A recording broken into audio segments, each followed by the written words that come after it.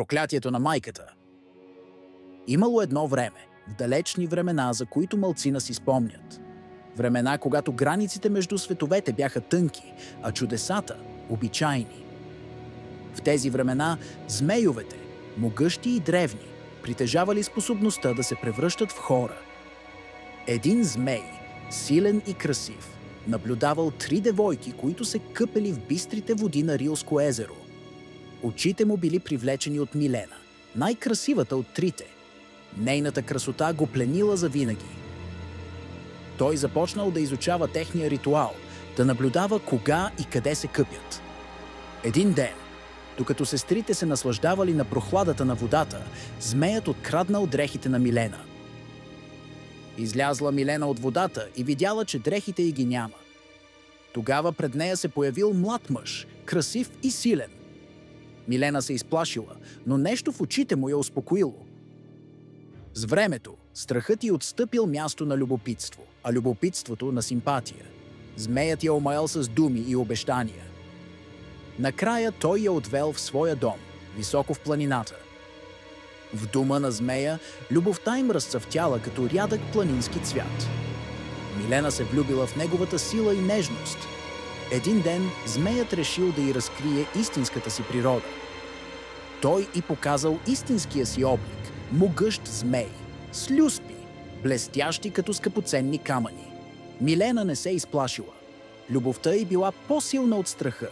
Змеят я научил на заклинание, с което да го призовава, когато има нужда от него. Милена и змеят имали 2 сина. Момчетата израснали щастливи в планината, заобиколени от любов и грижи. Змеят ги научил на много неща, включително и на заклинанието, с което да го призовават в случай на опасност. Но с времето Милена започнала да тъгува за семейството си. Липсвали и родителите, сестрите, родният дом. Змеят забелязал нейната тъга и предложил да я заведе на гости. Милена се зарадвала на предложението. Тя започнала да се приготвя за пътуването, да опакова дарове за близките си. С нетърпение очаквала да види отново семейството си. Милена се завърнала в дома на родителите си, заедно със своите синове. Родителите й били безкрайно щастливи да я видят след толкова години. Сестрите й, вече омъжени и с деца, също били там. А в дома се събрало голямо семейство. Смехът и радостта изпълнили стаите. Милена се чувствала щастлива, но в сърцето й се таял малък страх. Сестрите били любопитни за живота на Милена, за нейния съпруг. Тя се колебаяла да сподели подробности, чувствала, че нещо не е наред. Сестрите започнали да разпитват синовете й. Малките момчета, горди със своя баща, разкрили заклинанието, с което може да бъде призован. Сестрите се спогледали. В очите им се появил зловещ блясък. Сестрите решили да спасят Милена от чудовището змей. Те убедили съпрузите си да им помогнат. Мъжете, водени от страх и ревност, се съгласили да участват в заговора. През нощта сестрите и техните съпрузи произнесли заклинанието. Луната светела ярко, осветявайки двора. Внезапно змеят се появил. Мъжете нападнали змея с пушки. Той се борил храбро, но бил обграден. Змеят извикал с болка и недоумение. «Милена, защо ме предаваш?» След тези думи, змеят бавно изчезнал в лунната светлина. Оставил след себе си само болка и предателство. Над двора завалял червен дъжд. Кръв. Сестрите и техните съпрузи били разтревожени. Не могли да спят. Червеният дъжд продължил да вали до сутринта. Синовете на Милена открили червения дъжд и събудили майка си. Милена осъзнала, че съпругът й е мъртъв. Момчетата признали, че са разкрили заклинанието.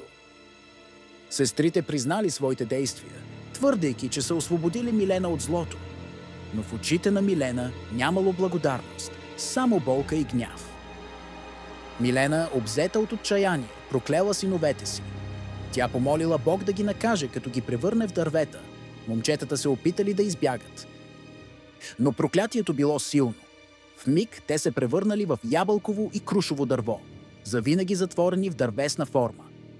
Дърветата стояли в дворовете на селото. Те се протягали към децата и майките.